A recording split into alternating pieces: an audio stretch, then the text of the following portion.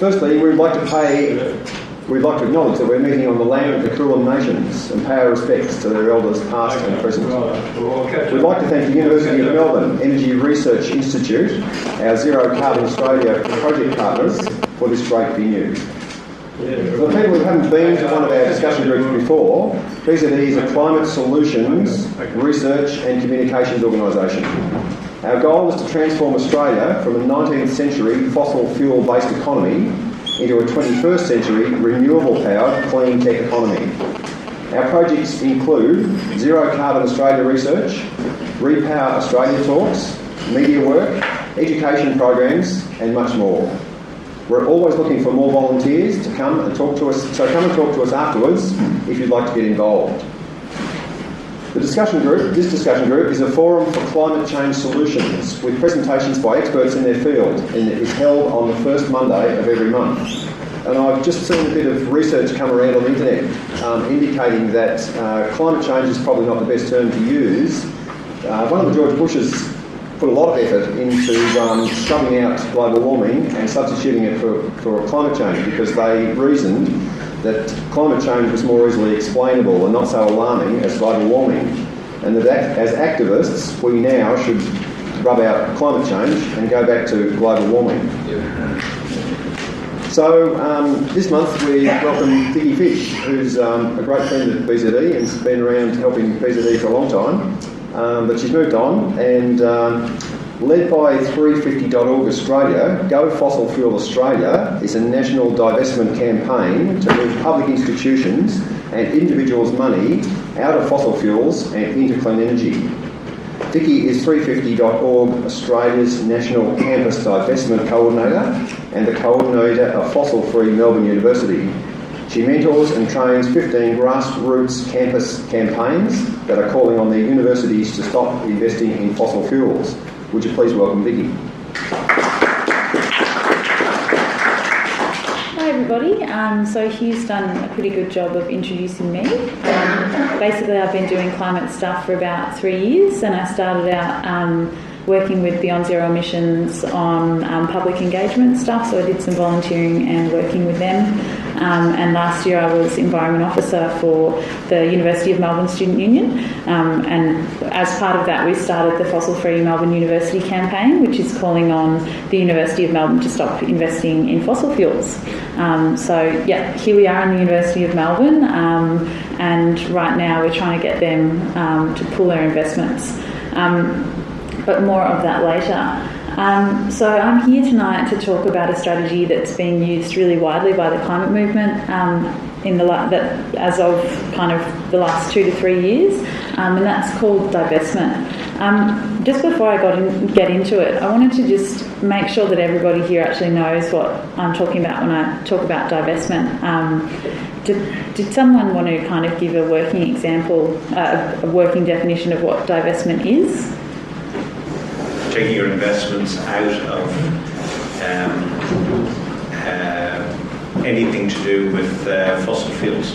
Yep. Withdrawing investment from Yep. Yeah, so it's withdrawing investments, but more broadly we tend to use the term to mean just taking money out of fossil fuels. So talking about banks as well that lend money to fossil fuel projects, so moving away from those banks. So it's quite a broad term really that is being used to basically mean taking money away from the fossil fuel industry. Cool.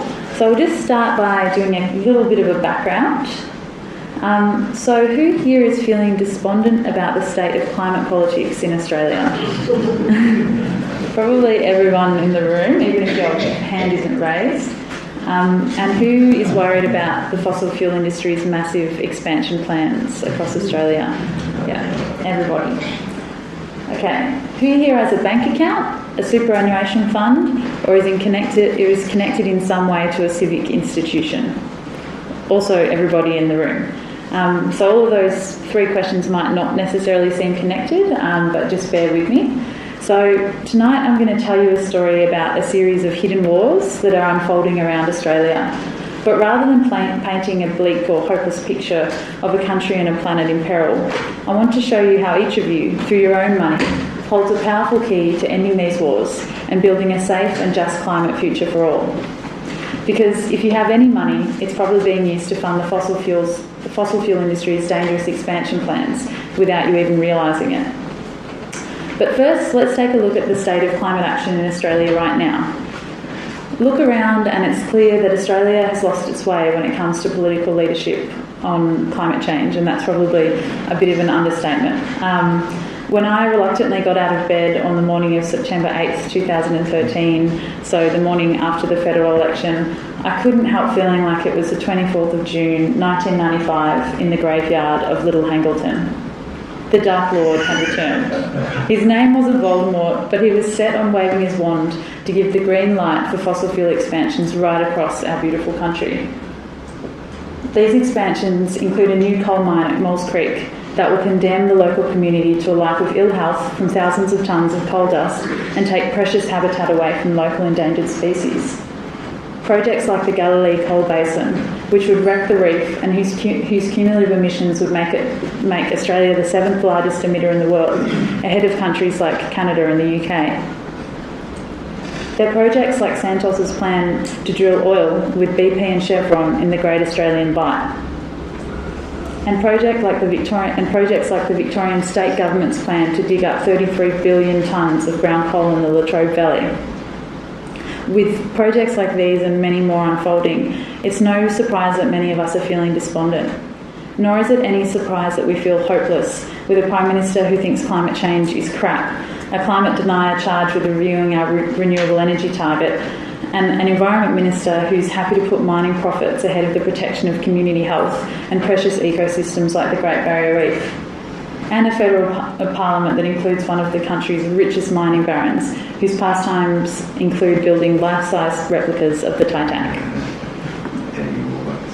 You'd be excused for wondering whether this isn't some Monty Python episode gone badly wrong. It's clear that, when it comes to protecting Australia from runaway climate change, our government isn't about to lead. But we're not going to go and bury our heads in the sand because we've got this dodgy federal government. With Australian climate leadership going down the gurgler, it's time for us to get busier and smarter than ever. I want to talk to you today about a new strategy that we have in our climate toolbox, and one which I think holds a great deal of promise for pointing climate leadership back in the right direction here in Australia and around the world. It's called divestment. Perhaps the biggest obstacle to political action on climate change is that our leaders are being dictated by the fossil fuel industry, and in some cases, our political leaders are the fossil fuel industry. It's no surprise that, despite their super profits, the fossil fuel industry gets $1 trillion in subsidies globally annually. And it's not any surprise that the industry receives the green light to dump 3 million cubic metres of dredge spoil into the Great Barrier Reef, or to drill coal seam gas wells in the Pilliga and elsewhere, or to construct Australia's largest new coal mine in the middle of a state forest. And it's certainly no surprise that the fossil fuel industry currently owns and plans to burn 5 times more carbon than the internationally agreed upon safe ceiling. So how do we change this? If we're to rein in the massive political and economic power that the fossil fuel industry currently holds to dangerously alter the composition of our atmosphere, we're going to have to start playing by their rules and speaking in their language. If the industry wants to put our futures at risk, then it's time for us to take away their social licence to pollute the planet for free. And this is where divestment comes in. A major bank, perhaps foolishly, revealed in a meeting last year that their worst nightmare was having their logo attached to a coal ship in the Great Barrier Reef. What this shows is that a company's social licence and brand reputation is one of their most important assets. Take it away and you take away its licence to operate. The power of divestment is not about making an immediate direct financial dent in the fossil fuel industry's pocket. With companies like Exxon, Rio Tinto and BHP that have multi-billion-dollar market capitalisations, this would be nigh impossible.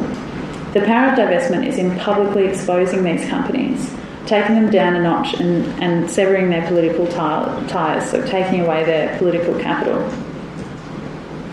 Moving our money out of these companies is a way for us to signal that we don't support business plans that will tank the planet. It's a way to give licence for our leaders to regulate and rein in these plans and start moving money into climate solutions. And we know that divestment works because it's been used successfully in the past. In fighting South African apartheid and tobacco, divestment campaigns were successful in socially stigmatising their targets and winning legislative and political change. When Nelson Mandela was released from prison after 28 years, the first places he went to were US universities to thank the thousands of students who had successfully campaigned for their campuses to divest from South African apartheid. So, what role do we all play in this? How can we pull the rug out from under the fossil fuel industry and unlock the political deadlock on climate change? Well, we play a huge role. Through our bank accounts, our superannuation funds and public institutions, each of us is unknowingly funding the fossil fuel industry, unintentionally giving them social licence to pollute the planet for free. Let's take a look at the banks to begin with. Since 2008, the Big Four, Commonwealth, ANZ, NAB and Westpac, have loaned around $19 billion to new coal and gas projects in Australia, many of them within the Great Barrier Reef. How many people here, probably isn't a great crowd for this, but how many people bank with the Big Four banks? Yeah. And that's nothing to be ashamed of. Most people do in Australia, but that means that we have the power to make a change through our banks. Oops. The Big Four are also leading financiers of Australia's largest new greenfields coal mine at Maules Creek. But we can change this. We can pressure our banks, as thousands of Australians already have, to divest from these projects, to stop supporting these projects financially. We can point to not only their social and environmental risks, but to their financial risks as well. If the world does, as I believe it will, get its act together and limit warming to 2 degrees, then fossil fuel projects like these face major risks of becoming stranded or written down.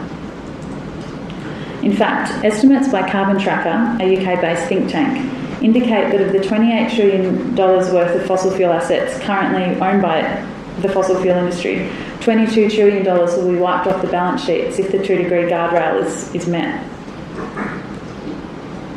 Prudent investors are realising the risks posed by this massive carbon bubble and are starting to act before it pops. Take China, for example. As the health and environmental impacts of coal pollution worsen, China is taking bold action to reduce its coal dependence, with Chinese Premier Li Keqiang recently declaring a war on maybe on both, I'm not sure, but just on pollution in this case. Recent analysis found that coal pollution in China was responsible for 250,000 premature deaths in 2011, and is a driving cause of the increase in birth defects among Chinese babies. And we recently had a report released in Australia that showed that coal dust was also responsible for a large number of deaths. Consequently, in the Chinese case, top diplomats are turning down postings to Beijing, and Chinese schools are erecting giant domes to protect their students from the pollution. In response, the Chinese government is turning up the regulatory pressure on coal, including the introduction of a national coal consumption cap and trial carbon pricing schemes in 5 major provinces. This, combined with China's leaps and bounds on renewables, leave coal projects like those being funded by our banks at Maules Creek and in the Galilee Basin stranded or without a market. So up until now, there's been all these predictions that China's got a huge market for coal and that they're going to be sucking up a lot of coal. But those predictions are changing based on the regulatory environment in China. And moves like China's are not isolated. Increasingly industrialised economies worldwide are taking action to curb their emissions too, putting coal in the firing line. As we speak, over 60 carbon trading schemes are in place worldwide. When combined with the rising competitiveness of renewable energy, global measures to decarbonise the economy are prompting widespread predictions from experts such as Warren Buffett, Premier Colin Barnett, and analysts from Bernstein, Deutsche, Citi and Goldman Sachs that coal faces an ongoing and permanent structural decline. And that's from fairly conservative spaces that those predictions are coming. These are all compelling reasons we can put to our banks, public institutions and super funds about why divestment is not only the morally right thing to do, but it's financially prudent as well. And if our banks still won't engage or divest from these risky projects, then increasingly customers are divesting from them and moving to fossil-free banks. On the 2nd and 3rd of May this year, hundreds joined the growing movement of Australians choosing fossil-free banks as part of Australia's first ever National Day of Divestment Action. Was anyone here part of the National Day of Divestment Action? Oh, I thought there'd be more. That's okay. There will hopefully be another one. Over 1,000 people Australia-wide made a huge statement by shutting down their accounts with the Big Four and telling them why. So it was a really big day with people divesting in all of the major cities as well as smaller cities like Cairns and others. And the Melbourne Divestment Day was the largest in Australia with over, I think, around 200 people switching banks. And it got a lot of coverage, not just in Australia but globally. And it's really the biggest style of bank switch in the world, so it was pretty exciting stuff. But the banks are just one part of the story. Who here has a superannuation fund? Most people, yeah. Right now there isn't a superannuation fund in Australia that doesn't have at least some direct or indirect exposure to the fossil fuel industry. Whilst there are a handful of funds that have extremely minimal exposure, like Australian Ethical and Hunter Hall, and whilst a number of big funds are starting to explore the creation of fossil-free funds, the most recent example of this being UniSuper, who decided recently to screen out fossil fuels from their socially responsible fund. Nevertheless, most super funds' top investments include companies like the Big Four banks, Rio Tinto and BHP.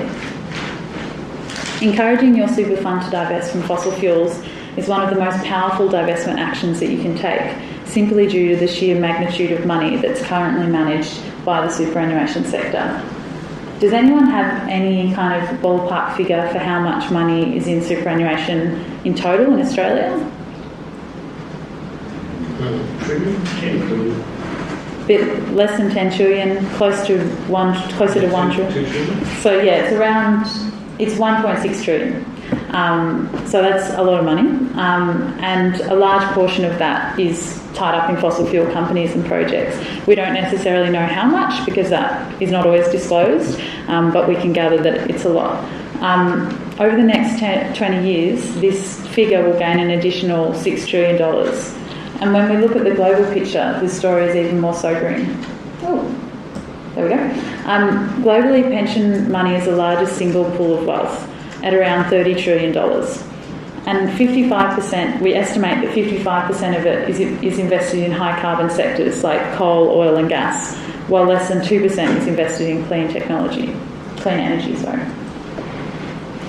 And what, again, coming back to that central point, is that what this means is that individuals like you and I are accidentally funding climate change through our retirement savings.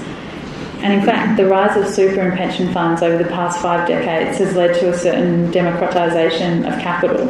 So in the past, most of parts of the world's wealthiest countries was held by just a small number of wealthy individuals.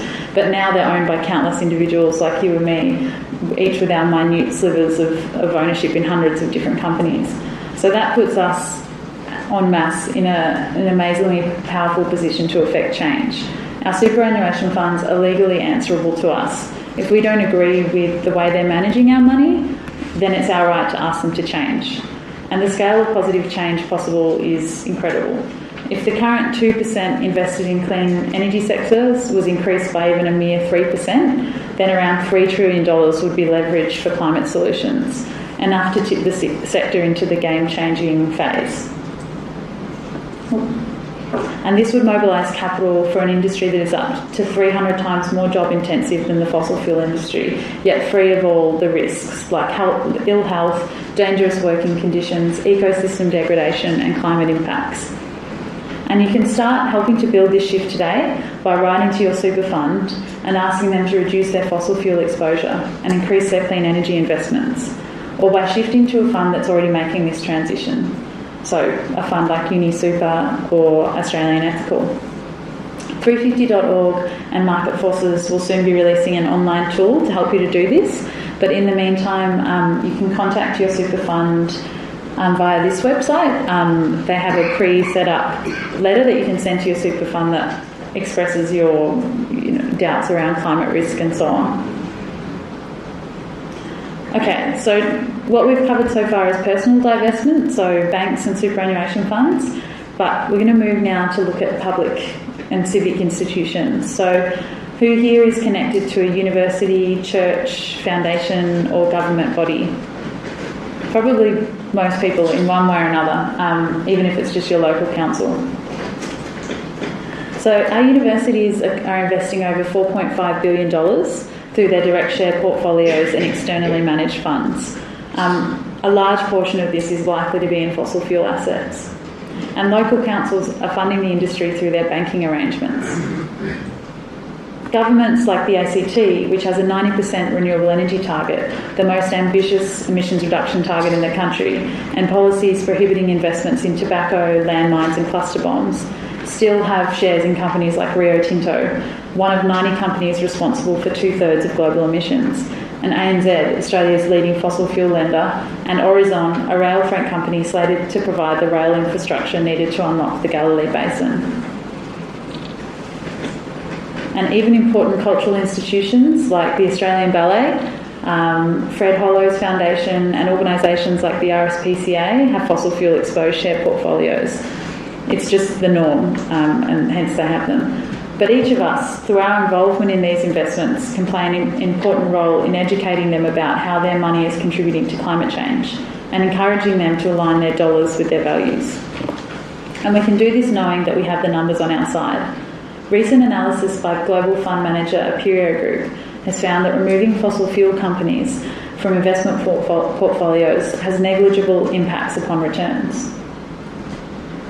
And that's a graph showing some of the research that they did, with the red line being your average kind of ASX standard portfolio and the blue line being the fossil-free portfolio, and you can see that they tracked each other very closely. Increasingly, public institutions are embracing divestment as a way of showing climate leadership while also protecting their finances against the impacts of a carbon bubble crash. Since the fossil fuel divestment campaign was started in early 2012 by 350.org in the US, divestment commitments have been secured from 12 universities. And the most recent and probably most exciting commitment so far was from Stanford University, which is divesting its $8.7 billion endowment fund from coal. So Stanford, most of us have heard of it. It's one of the most prestigious, well-known universities in the States, and it also has one of the largest endowment funds. So the fact that they decided to divest from coal really shows how much traction the campus divestment movement is getting, and it's also a really, really positive thing for the campus divestment movement, because we can point our leading institutions to Stanford now, and they're really leading the way. There's now over 400 divestment campaigns underway on campuses worldwide. The majority of them are in the United States, about 350, but in Australia we have 15 campus divestment campaigns, and they're in all of the Australian states, nothing in the Northern Territory, unfortunately, yet, and 4 of those are here in Victoria. In semester 2, campus campaigns will be holding student referendums and delivering open letters in support of divestment signed by academics to their vice-chancellors.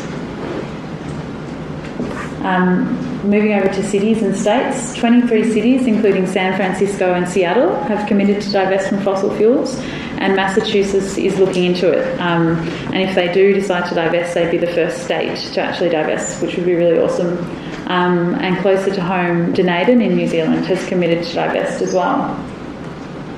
Also, 22 religious organisations have committed to divest, including the Uniting Church in Australia and the Melbourne Unitarian Church, as well as a bunch of major foundations. And the divestment movement is growing really fast. According to a recent Oxford University study, this divestment movement is growing faster than any previous divestment movement. And this study also found that divestment has enormous potential to win legislative action on climate change by restricting fossil fuel use.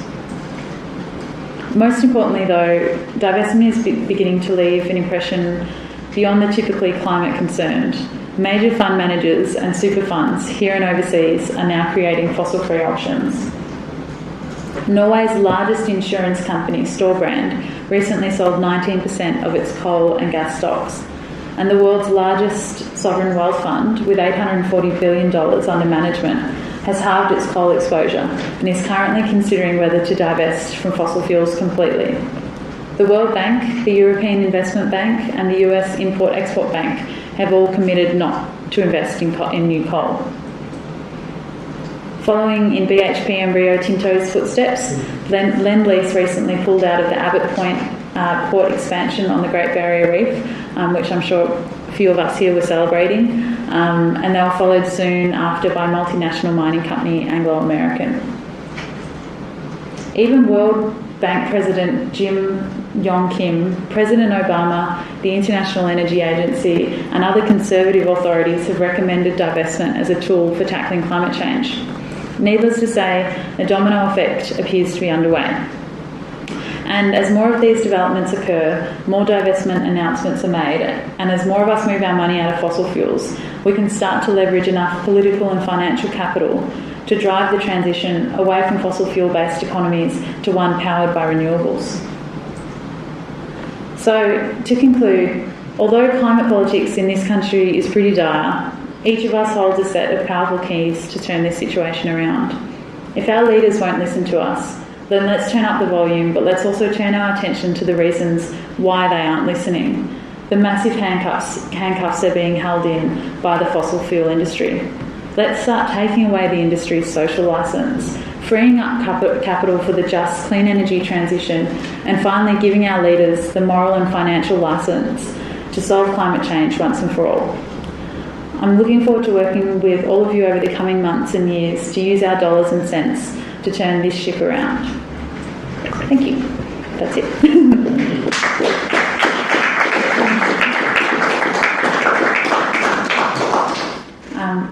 Please ask questions if you have any. Yeah.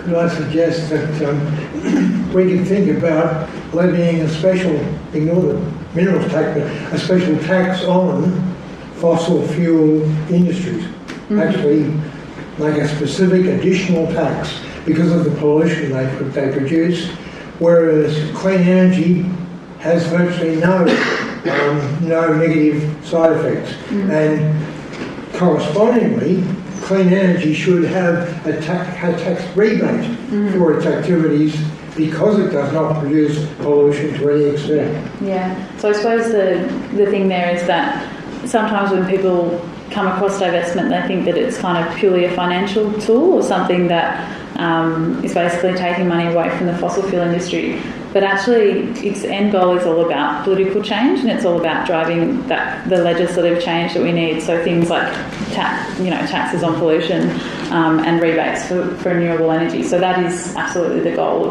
of divestment. Yeah. Sorry, I don't know if the order was right. Yeah. I wonder whether you have asked the Liberal Party and the Labour Party whether they are divesting their investments from the fossil fuel industry. And if you did, I wonder what the reaction would be. Well, I think it's hard when they're taking political donations directly from the fossil fuel industry, at least in the case of the Liberal Party.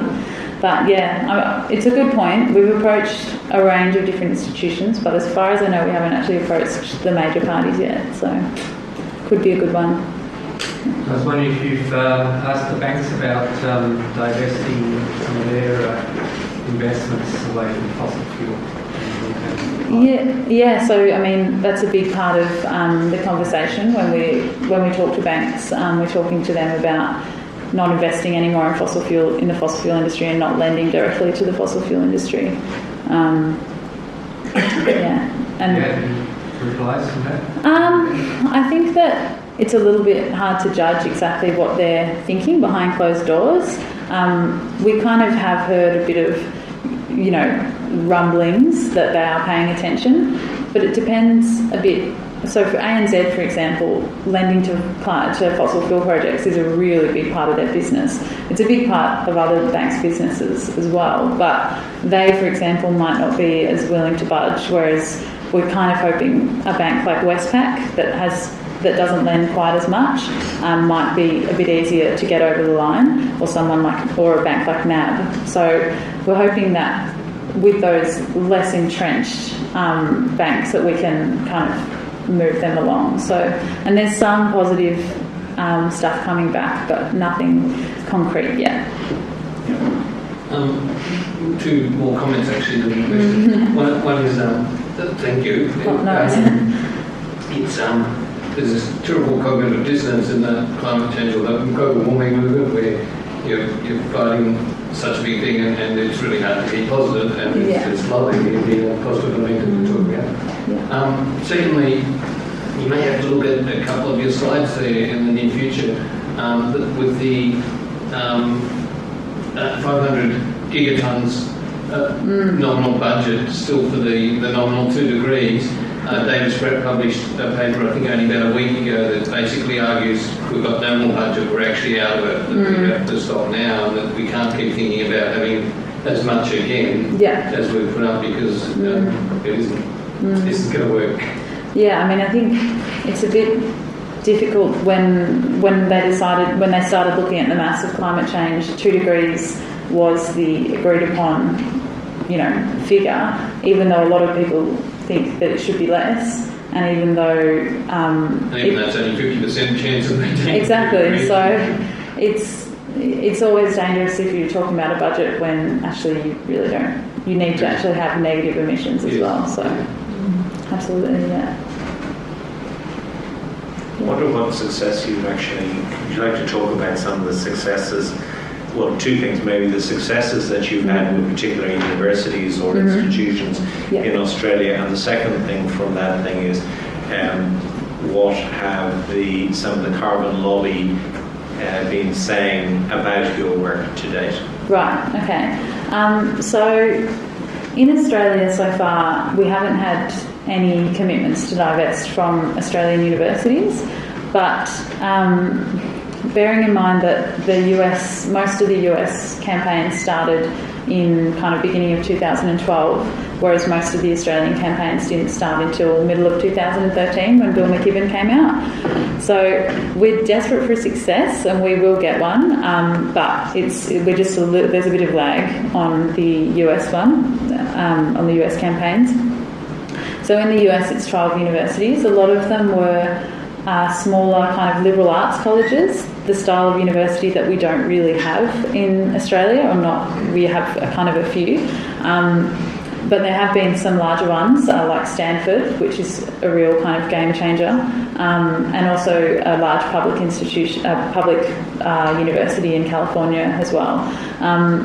So I think, in a sense, those smaller liberal arts colleges were a bit easier to get over.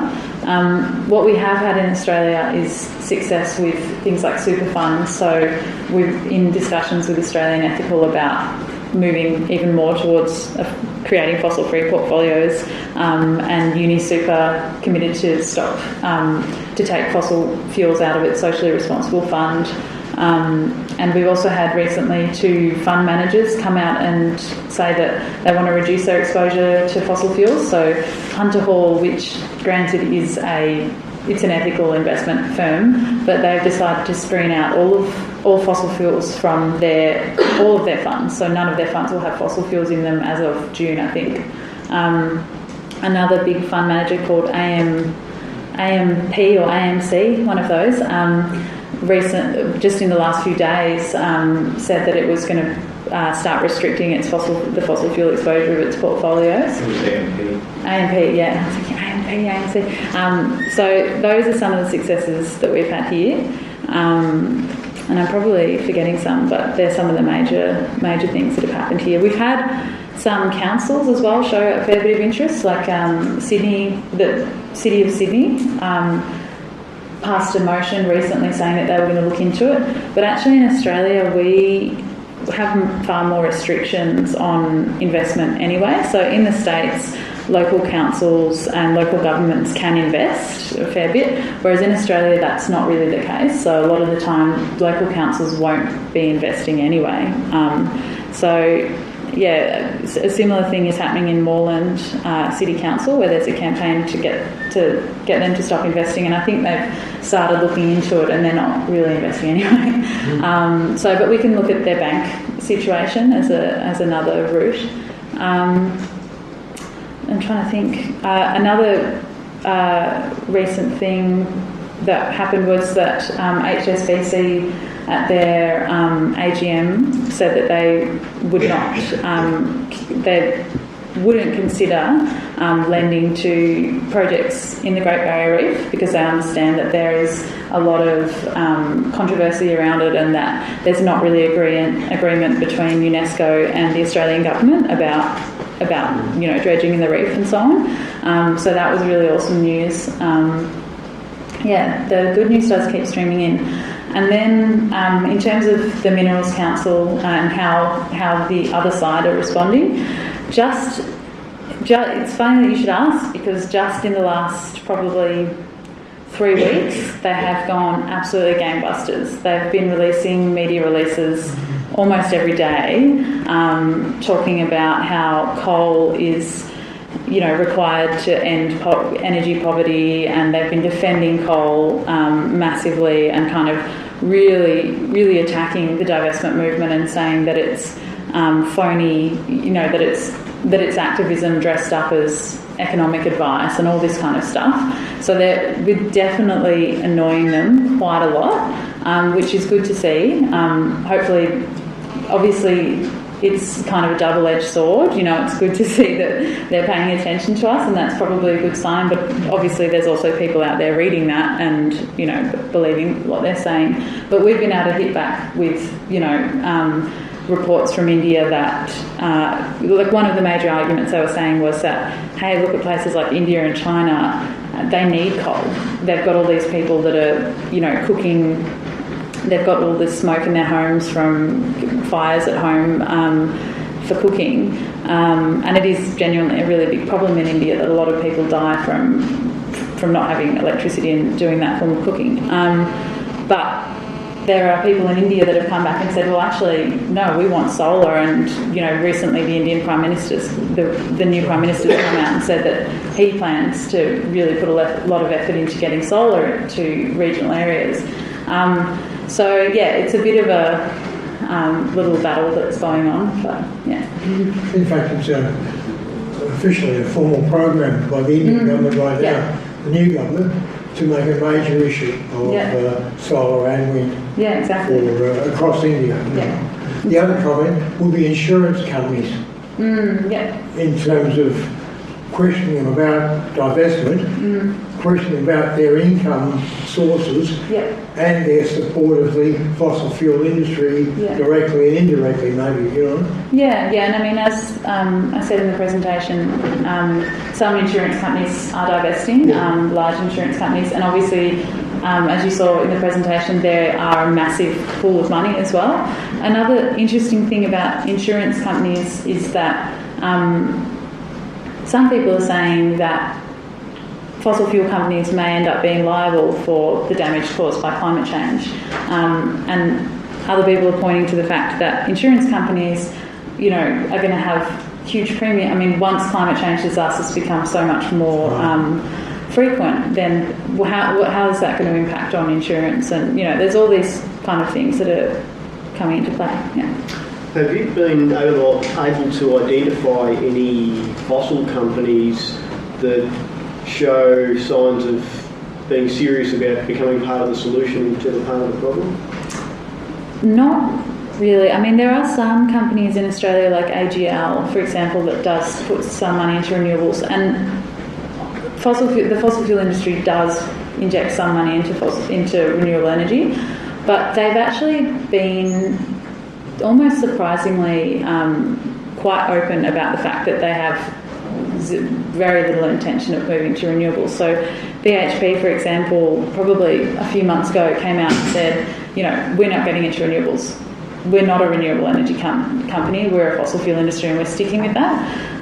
Likewise, or on a similar note, ExxonMobil came out and said that they understand that their reserves are, if they burn all of their reserves, then, you know, they're really kind of dooming us to climate change. And they said they're going to do it anyway. So in some ways they're doing us great favours. If they were a little bit more nuanced and said, actually, we're going to put some money, a lot of money into renewable energy, then this game would be a bit harder. But they're not. They're really not. So, yeah. Vicky, thanks for the presentation. No worries. Good. Are you aware of any stockbroking firms that would have somebody who would advise their clients on investing or divesting and investing in renewables? Years ago, my wife was a stockbroker on the basis that it was a friendly stockbroker, and she asked him, was there any other kind? And I just wonder whether there is such a creature as a renewable energy stockbroking firm. Oh, yeah. Particularly self-managed superannuation fund people could go to for advice. Yeah, there definitely are. I don't have the details of them, but we work with them sometimes, and some of them are really great. I know one guy, I wish I knew his name, but he's given presentations at the Sustainable Living Festival, and he usually has a stall there, and he's just, like a ethical investment consultants, essentially. So they're definitely out there, and some of them are very aware of this movement and keen to kind of work with it. But yeah, if you're interested, John, I can try and get his name for you. Okay. Yeah. But one thing I just wanted to elaborate on your question about renewables and the industry supporting it, because it is kind of an interesting question, is basically, even if they were supporting renewables quite a lot, if they are planning to burn all of the fossil fuels in their reserves, it actually doesn't matter. So unless fossil fuel companies come out and limit and say they're not going to burn all of their reserves and stay within, the carbon budget, which we may not even have, then their support of the renewable energy industry isn't that important. In Australia, they don't actually own the reserves, do they? Sorry, what do you mean? I thought the mining companies who dig them up and sell them don't actually own them as such, aren't they? The property of the Commonwealth? The Commonwealth. It's a good question. I would have thought they did own them. I think The government owns it in a sense. Right. They take a mining lease. Because they have to have some certainty in their development. Right. Okay. So the Victorian government saying, we'll give you rights to this much coal. Oh, okay. There you go. And they pay taxes, leases and taxes on that mining lease. Do you know if the same situation exists in other major No, it's coal? different. What happened was that Australia was a colony, and the owners were British principally. They had to maintain control of the underground assets. In America, you own the rights to the land under the land that you own. But because this was a colony, the British were very clever, and they made the law so that the owner of the land owned the top 18 inches or so, and the government owned the mineral rights below it and could allocate, and that meant that the overseas investors could still get rights to the land without owning the land. And so that's where the historical development of the mining lease system in Australia, and I suspect, I don't know, but in some colonies around the world, you might find a similar situation legally, but I haven't checked, but I would expect so. That's the reason. Oh, thank you. I wasn't sure about that. So I think it was you, Sarah, and then. Just a technical question about where your money goes. Yeah. If you have a typical superannuation fund and you have money in, say, cash and bonds, I really don't know where that ends up. Yeah. So I suppose the main focus of the divestment campaigns is on shares in publicly listed companies, in fossil fuel companies. I suppose there is the potential for bonds to also be, they could also be in fossil fuel companies. Well, they're loans to the government or to a company. Yeah, so they're money loans. Yeah, so I suppose it's possible, but and there are green bonds as well. So, yeah, but we haven't really They have focused a on period of, say, 10 years or whatever, Yeah. and they had a fixed interest or a defined interest. Yeah, So yeah. they're alive. Yeah. Well, Yeah. perhaps given the current government that's in place at the moment in the federal thing, you could suggest that we don't lend money to that particular government Yeah. in the form of bonds. Probably a good idea. But yeah, I'll look more into that. I'm not 100% sure. Apparently the brown coal electricity generation companies in Victoria have lost a lot of money because of the PV panels. Yeah.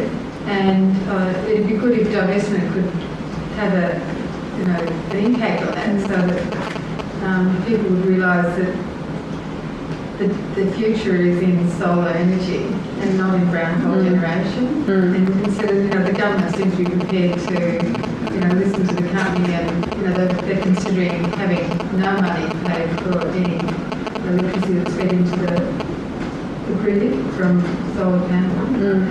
And so that they will recognise that this is a real growth industry, which it is in Australia, and that they support the solar industry. And it'll be just fantastic. It's just... It would be great, yeah, that's for sure. Yeah, definitely. Well, sorry, just to build on what you were saying, there's obviously going to be an election in this state fairly soon, and when you look at the campaign that was waged by a lot of the people who had PVs on their own houses in Western Australia when the Senate election was coming up, actually as a bunch of voters that are going to be coming here as a voting bloc, if you take the people who got PVs with the prospect of having, any kind of rebate, thing from there, actually to go and register on that and say that this is something that's important to us. I think there's a real opportunity to go and influence whichever party gets in to take account of the solar lobby in Victoria. It's definitely a growing lobby. I think it's something like 3 million homes now that have solar on their roofs, which is huge if you think about the Australian population. Have people heard of solar citizens? So I imagine that's going to take on a more kind of lobbying role as it grows, which is definitely needed. Yeah, there's a Solar Citizens meeting already, I think on June 14th, in the evening. It's registered. I'm not sure which home state it is, but it's spending 100 billion on a solar city and producing solar panels. And I'm not sure of the state of it, but I gather it's further plans. Is that much good propaganda for you guys, or is it a bit to the side? Which state, sorry? Saudi Arabia, I think. Oh, right. One of the Arab states. Yeah. Had committed to a massive solar investment. And I think, aren't they planning to build a concentrated solar thermal plant, or a few? There was a delegation over about 3 weeks ago from a university over there, which is it's a research fund that's been put up for it. And what they're looking at, it's a combination of solar and nuclear. So right, it's a component. I think I have to say most of it is solar, but there is about a third that's nuclear. But you're absolutely right, because it's interesting. The thing about Saudi Arabia is they continue on the way they are going. Within about 15 years, they're going to be net. They won't be exporting any oil at all. They'll just use it all for generating their own systems. Whatever, just air conditioning their buildings. So they're actually getting very serious about solar in terms of that. All of that is just really good news for us, and we try and publicise that and get that out there as much as possible, really. To show people it's really possible, because some people, it's hard to imagine when you are kind of, someone that comes to these kind of discussion groups and you're kind of up with BZE's research and other research, that a lot of people don't think that 100% renewable is possible, or even that 70% renewable is possible. And we're still having to keep, reiterating that and showing people that it's possible, and some people are still having to show that climate change is real. So, everyone's at a different place, unfortunately. I just point out something of interest. I was talking to the student about. I want to point to the matter. Recently I was in Bordertown and a chap gave a talk about the limestone reserves in this area here between Bordertown and Road, and it's about 200 kilometres by 200 kilometres. Now, a quick calculation shows that the amount of carbon dioxide that was absorbed in building those limestone reefs was about 10,000 gigatons. So if you compare that to the top figure of 2.8, you can see how important it is that carbon dioxide sinks be maintained, whether it's forests or whether it's coral reefs or whatever it is. So things like barrier reef have to be protected so that they continue to act as a sink. It is a two-way thing. Yeah, absolutely. I mean, there was a study recently that showed that as a result of all the flooding, a lot of you probably saw it, that as a result of all the flooding in Queensland, the year after, Australia just became this huge carbon sink, or that part of Australia, and massive, it was absorbing massive amounts, which is kind of bizarre, a bit ironic, but yeah. Sea level rise went backwards for a year. Yeah, so I'm just going to maybe take this off now that it's doing that, yeah. At the same time, the sea level rise went backwards for a year or maybe two, and they couldn't work out why until they realised it was all on Australia's land. Was there any other comments or thoughts or questions? I want to bring up that point about the reaction from the carbon lobby and that the coal companies. Yeah. Are you expecting any apart from them having, we've got press releases every day, what are you expecting from the American experts? What are you expecting? How they're going to sort of fight us? I suppose. And so if we can expect what their strategies are, we can have some way to... Yeah, I mean, I guess it's definitely, we know that they're pouring a huge amount of money into PR. So recently Peabody, which is the biggest coal company in the world, which is not so active in Australia, and so we don't really hear of it that much, but in the US it's huge. They teamed up with one of the biggest PR companies in the world, and that was, I think, the beginning of this year. And that's how this whole kind of PR thing about coal being wonderful and ending poverty and all of that, that's how that kind of came about. And the power that they can use, get from just that, having that targeted PR is quite huge, I think. And then, I suppose, continuing to do what they do best, funding climate denial and funding politicians, and, blocking renewable energy as much as they can, and, funding phony kind of think tanks like the Waubra Foundation and so on. And I suppose, what else could they do? I mean, I'm sure there's more. I know that in the case of universities, the fight might come down to donations, and the fossil fuel industry may well really kind of rile up and fight back by kind of putting that support at risk. So at the moment, universities do get a lot of support from the fossil fuel industry through scholarships and all that kind of stuff. And it's not hard to imagine that if the university commits to divest, that they're going to get pretty annoyed. So I suppose things like pulling donations, because at the moment they're huge donors to the arts and all sorts of things. So they could very well get nasty, but then again, they're mainly doing that to get back their social license. So it probably, is at odds with that goal. So, yeah.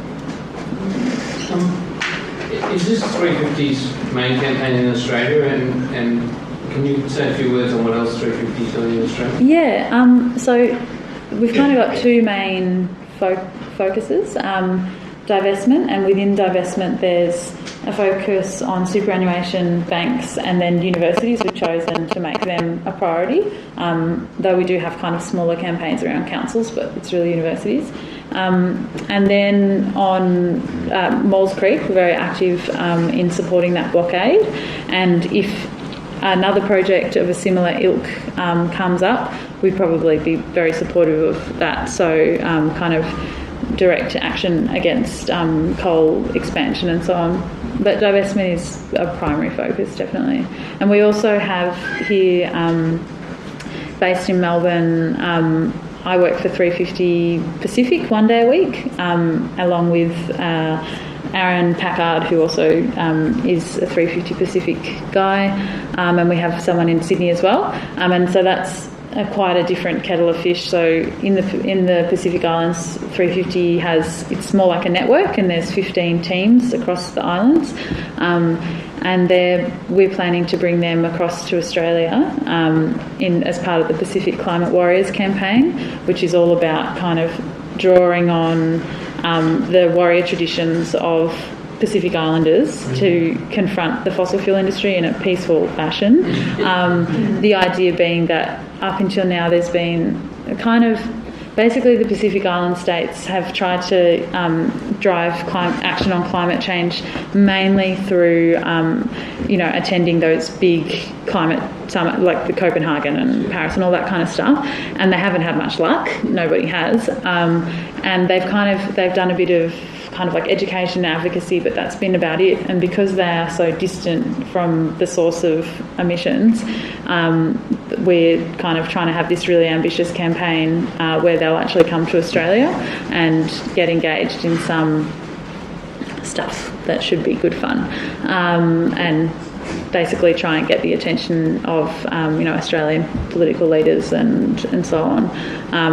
And the idea there is basically that Australia is part of the Pacific, and within the Pacific there's actually this real feeling that they call it their big brother, and they actually see us as being probably in quite a positive light. And within this campaign and doing the Pacific Climate Warriors training, it's been quite a shock for Pacific Islanders to realise that connection and say, oh, well, if Australia goes through with all of its export plans, we're stuffed. So, just drawing those links and trying to connect with Pacific Island communities here, because obviously a lot of them have migrated to Australia. And there'll be a lot of collaboration between 350 Australia and 350 Pacific, kind of solidarity stuff with the Pacific Islanders. So that's a really big project happening around October this year. Yeah, no worries. Yeah, Miwa? I'm interested in your community organising model, and specifically in your role as campus coordinator. Yeah. What sort of things do you use? Do you use like Green Nation Builder, or you use talks like Al Gore, or how do you manage all your campuses? Right. What do you do? So 350, in terms of its kind of database, it actually uses something called Action Kit, which is an American. I don't think it's used by any other organisation in Australia, not that I know of, but similar thing. It's a database that you can also send emails from, and so that's our kind of database platform. And in terms of the model for campus stuff, it's basically pretty standard, kind of checking in with campus campaigns every week and trying to kind of mentor them and draw them towards specific campaign moments, providing them with like a national day of action and trying to get them all behind it. Or for example, next semester we're doing the student referenda and the open letter, and trying to get a big national story around that and trying to get everyone doing coordinated stuff. And that's just a lot of training, one-on-ones, mentoring, all that kind of stuff. But the model I really want to move towards is, so at the moment I'm the national coordinator and I talk to a lot of the campaigns individually, but the model I want to move towards is having state coordinators, and I'll just talk to the state coordinators and the state coordinators will talk to the campaigners, which is kind of like, it's called like the snowflake model, where each individual person is probably only kind of closely checking in with like max 5 people, and then kind of can branch out and there's room to grow, which is the same kind of model that I'm trying to push for within campus campaigns.